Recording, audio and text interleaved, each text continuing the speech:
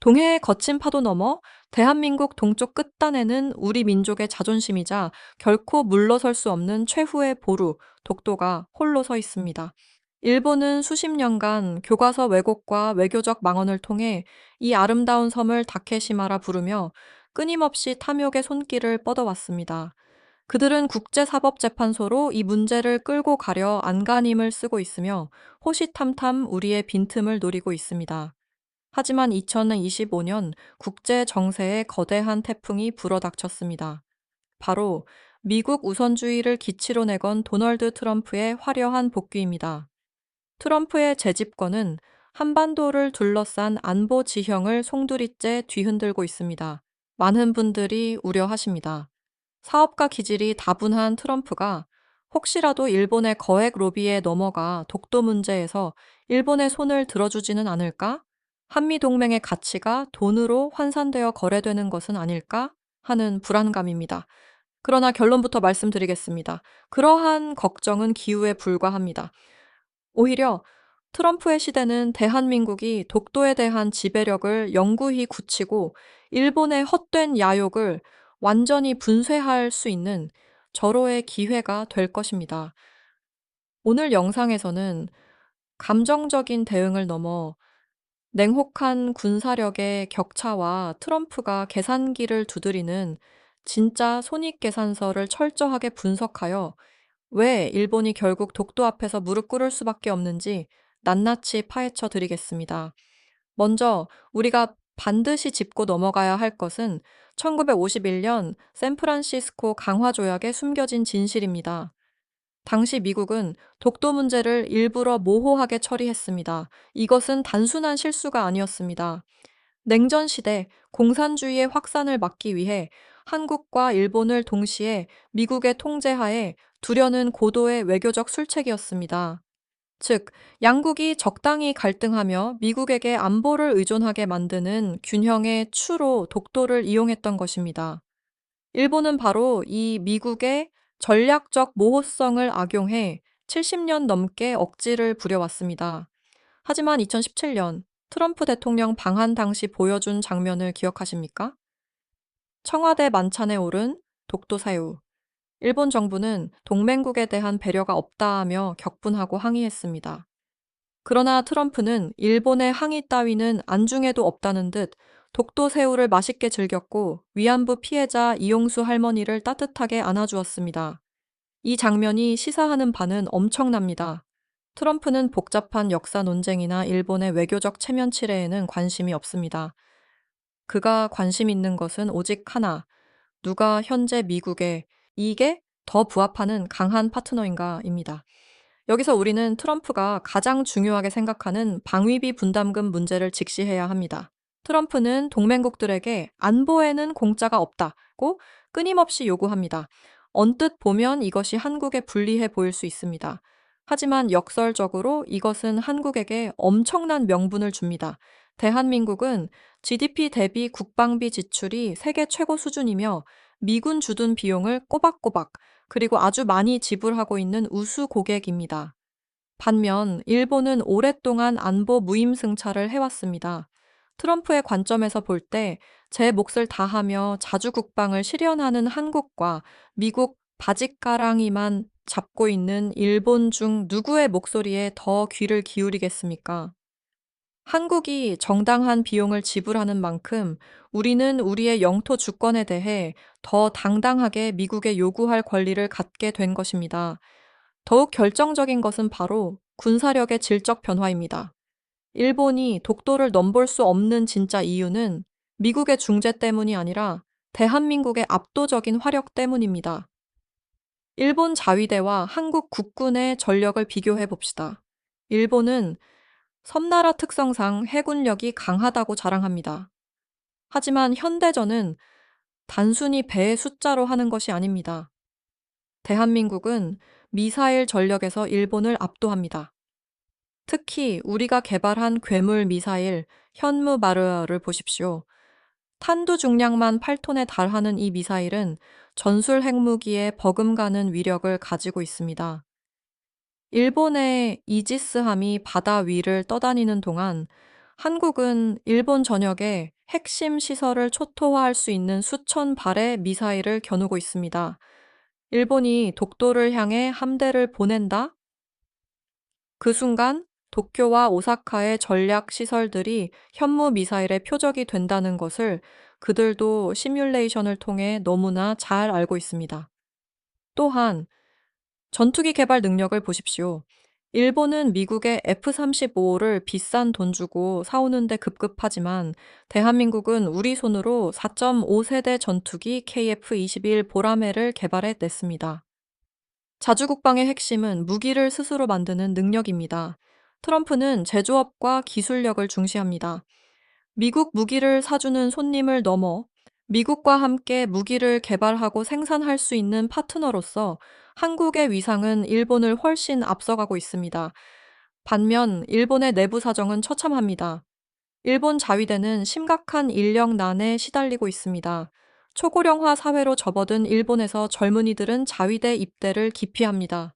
정원이 턱없이 부족하여 함정이 있어도 띄울 사람이 없는 것이 일본의 현실입니다. 게다가 자위대원들은 직업 군인이라기보다 공무원에 가깝습니다. 전쟁이 나면 목숨 걸고 싸울 의지가 있는지조차 의문시되고 있습니다. 반면 우리 대한민국 국군은 어떻습니까? 징병제를 통해 단련된 예비군 전력, 그리고 유사시 내 가족과 내 조국을 지키기 위해 기꺼이 총을 들겠다는 국민들의 결의는 전 세계 어디에서도 찾아볼 수 없는 강력한 무형의 전력입니다. 독도 해역에서 충돌이 발생했을 때 죽음을 불사하고 돌격할 한국 해군과 월급과 연금을 걱정하는 일본 자위대. 승패는 이미 정신력에서부터 갈려 있는 것입니다. 지정학적 가치 또한 변했습니다. 과거 냉전 시대에는 일본이 태평양을 지키는 방파제로서 중요했습니다. 하지만 지금 미국의 주적은 중국입니다. 중국을 견제하기 위해서는 대륙과 맞닿아 있는 한반도의 전략적 가치가 훨씬 더 중요해졌습니다. 한국은 중국의 코앞에서 그들을 견제할 수 있는 유일한 육상 거점이자 불침 항모입니다. 트럼프 행정부도 바보가 아닙니다.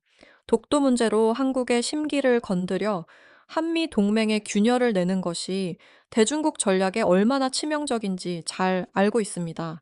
그렇기 때문에 미국은 더 이상 일본의 로비에 휘둘려 한국에게 양보를 강요할 수 없는 구조가 되었습니다. 물론 일본은 다카이치 사내 같은 우익 정치인들을 앞세워 계속해서 망건을 쏟아낼 것입니다. 한국이 불법 점거하고 있다.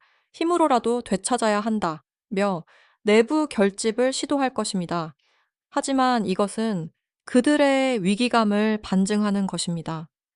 잃어버린 30년을 넘어 경제는 추락하고 엔화 가치는 떨어지고 삼성과 현대차의 기술력마저 밀리는 상황에서 일본 정치인들이 기댈 곳은 오직 혐한 감정을 이용한 선동 정치뿐이기 때문입니다.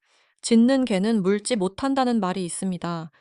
일본이 독도에 대해 목소리를 높일수록 그것은 그들이 한국을 두려워하고 있다는 증거일 뿐입니다. 여기서 잠시 시야를 넓혀 보겠습니다. 독도 문제는 단순히 한국과 일본, 그리고 미국만의 문제가 아닙니다. 한반도를 둘러싼 주변 강대국들, 특히 북한과 중국의 반응을 살펴보면 일본이 왜 독도에서 이제 꼼짝할 수 없는지 그 이유가 더 명확해집니다. 먼저 북한의 반응을 봅시다. 아시다시피 북한은 시도 때도 없이 미사일을 쏘아대며 우리를 위협하는 주적입니다. 하지만 지구상에서 유일하게 남북한이 한 목소리를 내며 손을 잡는 순간이 있습니다. 바로 일본이 독도 야욕을 드러낼 때입니다. 북한에게도 독도는 민족의 자존심입니다. 북한 매체들은 일본이 독도 영유권을 주장할 때마다 입에 담기 힘든 험한 말로 일본을 맹비난합니다. 일본 반동들의 독도 강탈 책동은 재침 야욕의 발로라며 만약 일본이 독도를 군사적으로 침범하려 든다면 무자비한 불벼락을 내리겠다고 경고합니다. 이것이 일본에게는 엄청난 공포입니다. 만약 일본 자위대가 독도 해역에서 한국 해군과 충돌한다면 그들은 남쪽의 한국군뿐만 아니라 북쪽에서 날아올지 모르는 북한의 미사일까지 걱정해야 합니다. 한민족이라는 이름 아래 일본이라는 공동의 적 앞에서 남북이 일시적으로라도 공조할 가능성, 이것은 일본이 가장 두려워하는 악몽이자 시나리오입니다. 그렇다면 중국은 어떨까요? 중국은 지금 이 상황을 아주 흥미롭게 지켜보며 뒤에서 웃고 있습니다. 이른바 어부지리를 노리고 있는 것이죠. 미국이 그리고 트럼프가 가장 원하는 것은 한미일 삼각 공조를 튼튼히 하여 중국을 포위하고 견제하는 것입니다. 그런데 그 삼각 공조의 가장 약한 고리가 바로 독도입니다. 일본이 독도를 건드려 한일 관계가 파탄나면 미국의 대중국 포위망에는 거대한 구멍이 뚫리게 됩니다. 중국 입장에서 한국이 독도 문제로 일본과 대립하는 것은 쌍수를 들고 환영할 일입니다. 중국 역시 센카쿠 열도, 즉 갸오위다오를 두고 일본과 영토 분쟁을 벌이고 있기 때문입니다. 적의 적은 나의 친구라는 말처럼 중국은 독도 문제에서 은근히 한국의 편을 들며 일본을 압박하는 모양새를 취합니다. 만약 일본이 독도 도발을 감행한다면 중국은 즉시 동중국해에서 일본을 향해 군사적 압박을 가할 것입니다. 일본 자위대는 동해에서는 한국의 현무 미사일을, 남쪽에서는 중국의 항공모함을 동시에 상대해야 하는 최악의 샌드위치 신세가 되는 것입니다. 트럼프 대통령도 이 복잡한 셈법을 너무나 잘 알고 있습니다. 일본이 욕심을 부려 독도 문제를 꺼내는 순간 북한은 미쳐 날뛰고 중국은 틈을 타 세력을 확장하고 한미일 공조는 박살이 납니다. 결국 일본은 사면초가입니다. 서쪽에는 강력한 미사일로 무장한 대한민국이, 북쪽에는 예측 불가능한 북한이, 남쪽에는 호시탐탐 기회를 노리는 중국이 있습니다. 그리고 믿었던 미국마저 너희들끼리 싸우면 우리는 중국을 못 막는다며 일본의 돌발 행동을 억제하고 있습니다. 이것이 바로 일본이 독도 앞에서 꼼짝할 수 없는 처참한 현실입니다. 트럼프 시대 힘의 논리가 지배하는 국제사회에서 대한민국이 가야 할 길은 명확합니다. 굳건한 한미 동맹을 유지하되 우리의 영토 주권만큼은 타협의 대상이 아님을 분명히 보여줘야 합니다. 우리는 구걸하는 외교가 아니라 힘에 기반한 당당한 외교를 펼쳐야 합니다. 우리가 만든 전투기가 하늘을 날고, 우리가 만든 잠수함이 깊은 바다를 지키고, 우리가 만든 미사일이 적의 심장을 겨누고 있는 한 그 누구도, 심지어 미국 대통령이라 할지라도 독도가 한국 땅이라는 사실을 부정할 수는 없습니다. 독도는 단순한 바위섬이 아닙니다. 5,000년 역사를 이어온 우리 민족의 혼이자 어떤 외세의 침략에도 굴하지 않겠다는 대한민국의 의지 그 자체입니다. 일본이 침을 흘린다고 해서, 미국이 눈치를 준다고 해서 흔들릴 우리가 아닙니다. 실효적 지배? 그것은 이미 끝난 이야기입니다. 이제는 압도적 지배로 나아가야 합니다. 일본이 감히 쳐다보지도 못할 만큼 강력한 국방력을 갖추는 것, 그것만이 독도를 영원히 지키는 유일한 해법입니다. 오늘 영상을 통해 트럼프 시대의 도래가 오히려 독도 수호에 있어 우리에게 유리한 국면이 될 수 있음을 확인했습니다. 중요한 것은 우리의 흔들리지 않는 마음과 그것을 뒷받침하는 강력한 힘입니다. 여러분은 앞으로 전개될 한일 관계와 트럼프의 행보를 어떻게 예측하십니까? 댓글로 여러분의 날카로운 통찰을 남겨주십시오. 여러분의 관심과 목소리가 대한민국을 지키는 가장 큰 무기입니다. 긴 영상 시청해주셔서 감사합니다. 구독과 좋아요는 필수입니다. 감사합니다.